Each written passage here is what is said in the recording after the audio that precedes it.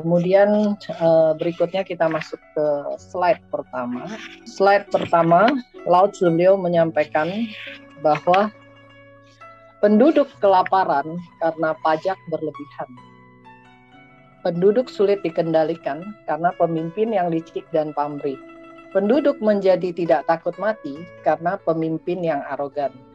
Kalau kita bercerita dari slide ini dan tidak menghubungkan kepada Singli Singpa Dharma Hati, maka setiap orang pasti mudah mengerti ya. Jadi kalau pemimpinnya menarik pajak berlebihan, maka penduduknya akan kelaparan karena harus kerja setengah mati bayar pajak dan ngirit setengah mati untuk bayar pajak. Dan kemudian jadi kesel, jadi sulit dikendalikan, jadi tidak puas. Karenanya itu pemimpin yang serakah, licik dan pamrih, Yowei, itu hanya akan membuat rakyatnya memberontak dan tidak takut mati. Hanya akan menyebabkan demo. Rakyat bisa tidak takut mati, berani menerobos itu karena pemimpin yang arogan.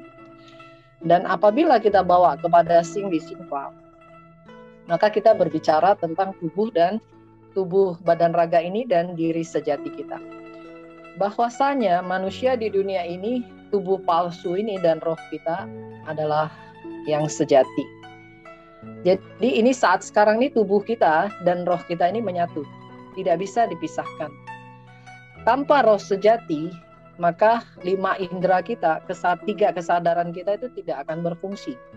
3 kesadaran kita itu adalah manifestasi dari diri sejati kita. Keduanya ada bersamaan. Dan walaupun merupakan manifestasi, tetapi dia berasal dari diri sejati kita. Jadi tetap adalah bagian dari kebudahan kita. Jadi tubuh jasmani ini membutuhkan makan, membutuhkan sadang pangan yang mencukupi. Cukup tidak berarti harus berlebihan, karena yang berlebihan itu hanya akan menyebabkan keterikatan dan kelaparan berikutnya. Bila dalam kehidupan ini kita menghambur-hamburkan kapasitas kita, makan enak mau lebih enak lagi, makan enak atau mau mengejar lagi yang lebih enak lagi, rasa yang lebih enak lagi, itu namanya kelaparan. Baik serotonin atau dopamin juga sama. Kita kejar tidak ada habis-habisnya, dia akan naik turun. Kalau dia naik turun, kita punya qingqi tentu tidak akan stabil, akan unbalance. Karena unbalance, maka tidak akan bisa tentram dan panjang umur. Karenanya itu apabila kita menggunakan badan secara berlebihan, secara boros, secara tidak welasasi kepada diri kita sendiri, misalnya kita mengumbar amarah, iri, benci, dengki, dan keterikatan kita, maka sebenarnya kita merugikan diri kita sendiri. 5 organ di tubuh kita tersambung dengan 5 unsur di bumi.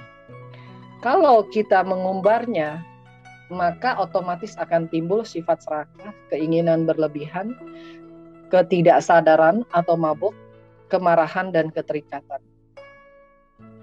Kemudian ada pepatah yang menyampaikan bahwa walaupun makan terus-menerus setiap hari tetapi tetap kelaparan.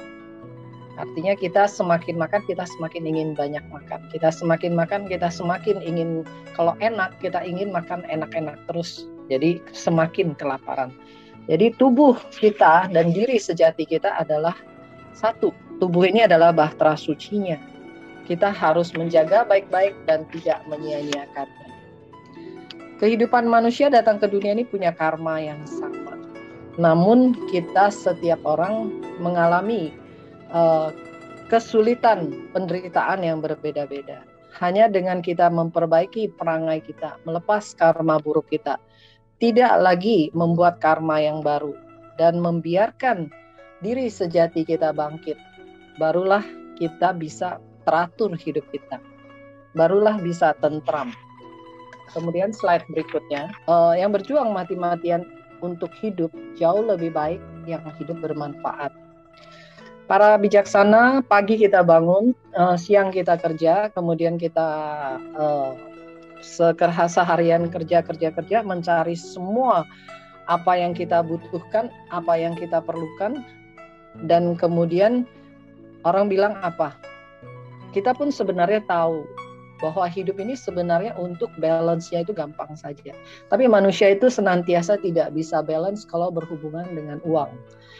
Jadi kalau uang itu kalau sudah dapat 1 juta maunya punya 10 juta. Kalau sudah dapat 10 juta maunya punya 100 juta. Sudah dapat 100 juta maunya 1 M.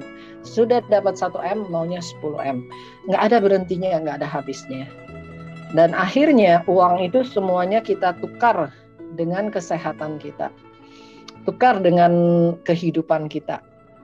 Setelah kita, harusnya manusia hidup di dunia ini bekerja dengan baik, dengan sungguh-sungguh, makan dengan sehat, dengan halal, istirahat yang cukup, olahraga yang cukup. Tapi manusia sering mengatakan, oh saya tidak punya waktu olahraga, waktu saya semua dipakai untuk cari uang. Saya tidak punya waktu untuk istirahat, lagi istirahat saja saya harus mikir banyak hal. Saya tidak suka makan makanan yang sehat. Saya nggak punya selera kalau makan makanan yang sehat. Saya mau makan makanan suka-suka saya.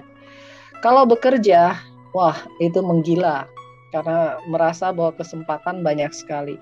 Tetapi itu dinamakan apa?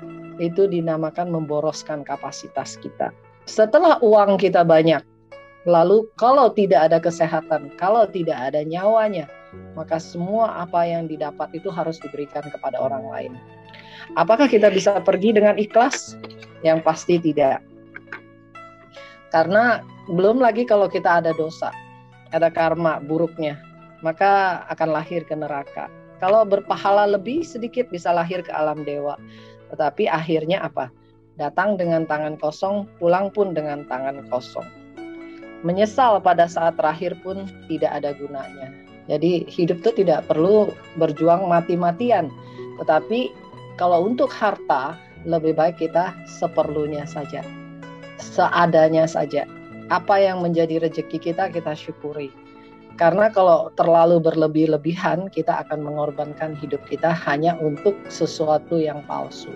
Tapi tidak berarti bahwa orang boleh bersantai-santai, nggak usah mencari nafkah. Itu juga sama saja cari mati juga. Karena nanti nggak ada makanan, nggak ada kehidupan yang layak. Jadi Chong Yong Tzu Tao, jalan tengah itu adalah Tao. Sesuai nurani itu adalah Tao.